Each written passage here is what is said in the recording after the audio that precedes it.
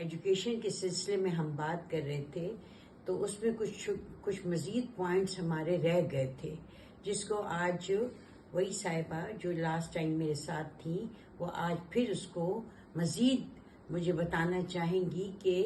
اس کے اور کیا کیا بینیفٹس ہم لے سکتے ہیں یا اپنی آنے والی جنریشن کو سمجھا سکتے ہیں۔ سب سے بڑا ایک اور جو مسئلہ ہمارے ہمیشہ آتا ہے کہ ہم یہ سمجھتے ہیں کہ ایجوکیشن اور ریلیجن، ایجوکیشن اور اسلام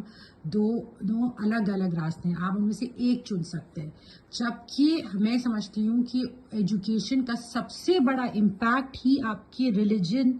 کو سمجھنے، ریلیجس انڈرسٹینڈنگ کو بہتر کرنا ہے، کہ بہت بڑا امپیکٹ اچھی ایجوکیشن کا آپ کو دین کی سمجھ بڑھانا ہوتا ہے،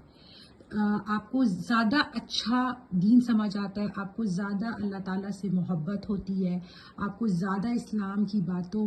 کا مقصد پیچھے سمجھ آتا ہے کہ اللہ تعالیٰ نے کیوں کون سا احکام کیوں بولا۔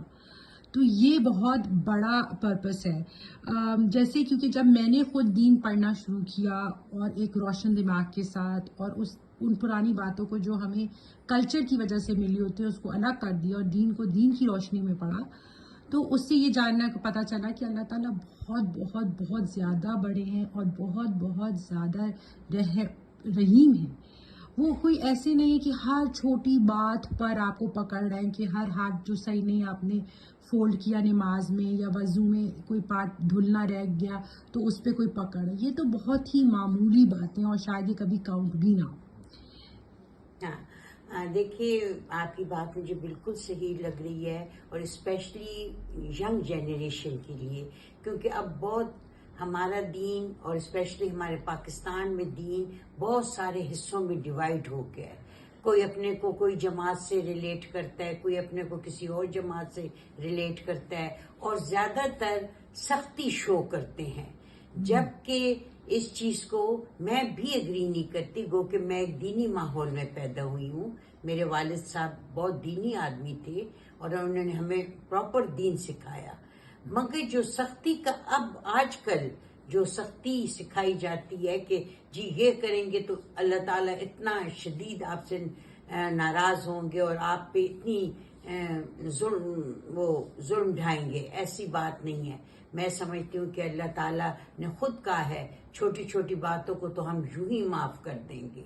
ہمیں بیسک جو ہے وہ ڈیفینیٹلی اپنا مضبوط کرنا چاہیے ایز اے مسلمان، پاکستان کے اندر اور پاکستان سے باہر ہمیں اپنے بیسک کو مضبوط کرنا چاہیے، اور یہی ہماری ڈیوٹی ہے۔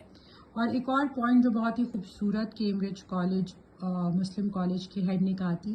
اور مجھے بہت اچھی لگی، انہوں نے بتایا کہ جو سنت ہے حضور صلی اللہ علیہ وسلم کی، وہ کوئی لسٹ نہیں ہے ڈو اور ڈونٹس کی کہ کیا کرنا اور کیا نہیں کرنا،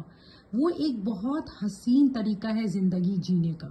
کیونکہ اور اس کا کوئی اور پرپس نہیں ہے، اس کا پرپس یا اس کا مقصد یہ نہیں ہے کہ اللہ تعالیٰ وہاں بیٹھے ہیں کہ آپ نے ہلکی سی بھی ادھر سے ادھر بات کی اور وہ آپ کو پکڑ لے، وہ تو کبھی مقصد تھا ہی نہیں ہمیں یہ زندگی دینے کا۔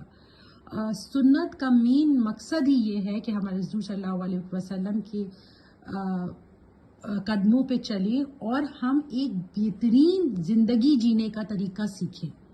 یہ ہے سنت کا مین مقصد، اور یہ آپ کو ایجوکیٹڈ مائنڈ کو